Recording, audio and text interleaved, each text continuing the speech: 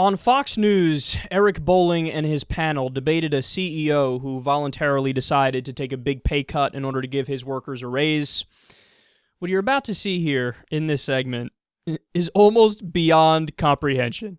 CEO of the Seattle-based company who raised the minimum wage at his credit card processing company to $70,000 per year. Dan Price dropped his own salary from $1 million kahunas to $70,000 as well. Here's how his employees took all the news.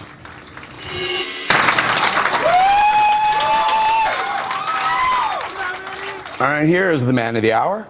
What you see is inequality in this country is getting bigger and bigger and bigger. And a lot of times people are proposing government solution, like in Seattle where I live, we have the $15 an hour minimum wage. And for me, that's a sign of failure that we didn't self-regulate and self-govern. And had we done things like this, there would be no need for an outside entity. Okay, Michelle, thoughts on this guy? Personally, I think he's a socialist, but your thoughts? Well, look, I think it's good that he sees that his employees can justify a $70,000 minimum wage, but I don't think that this is representative of the minimum wage debate. Look, we're not talking about people who are flipping burgers. I think the people who are out on the streets who are upset that they're being paid $10 an hour rather than $15 an hour should go and improve their skill set, and then maybe they can command $70,000 or more. It's not about getting the government involved. It's about improving your skill set. How about it, John? Your thoughts?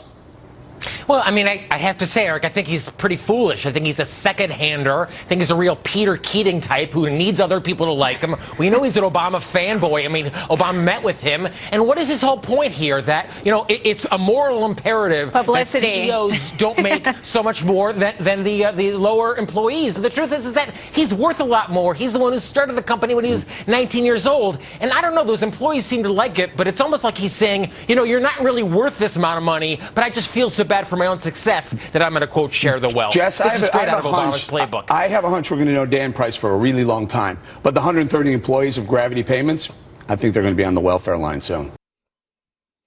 What? They're going to be on the welfare line soon? They're working. They have full-time jobs. They have an advanced skill set. What do you mean they're going to be on the welfare line soon? They just got a raise to $70,000 a year. Where did you get that from? Here's Eric Bolling's research process. Oh, looky here. I found this in my ass. Okay, this is how dense the Fox hosts are. You know how you do this segment, even if you want to do conservative propaganda. Here's how you do your conservative propaganda on this issue. This guy voluntarily, without the government forcing him, said, I'm going to take a pay cut. He was making like over $1 million a year. I'm going to cut my pay to $70,000 a year, and I'm going to give all my workers $70,000 a year because I read an article that said people can live comfortably at $70,000 and above, but if they make less than that, they kind of struggle a little bit. So I'm going to voluntarily do that.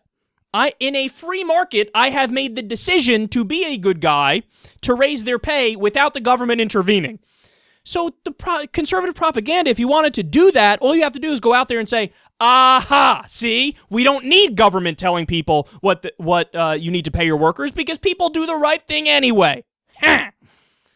Now, again, that would be ridiculous because that doesn't mean everybody's going to do the right thing. So you do need laws in place, obviously, like a minimum wage or whatnot. But you could have used that argument. It's a better argument for your conservative propaganda. But they're so stupid, they missed the elephant in the room. And Eric Bolling's like, this guy's being kind to his workers just because he's a good guy. In the free market, he decided to be kind to them. I smell a socialist. This guy's a bad guy. He's being sympathetic and empathetic, and he cares about people. What a dick. No, but Eric, see, at this point now, you're not even trying to hide it. You're just saying, I am in favor of being a douche. Because understand, Eric Bolling is against the government stepping in to make people do the right thing by law when it comes to economics, for example. But now apparently he's also against people voluntarily doing the right thing for their workers. So you're just against doing the right thing across the board, whether it happens in a free market capitalist setting or whether the government has to step in and do laws to make people do it. You're just against being a good person.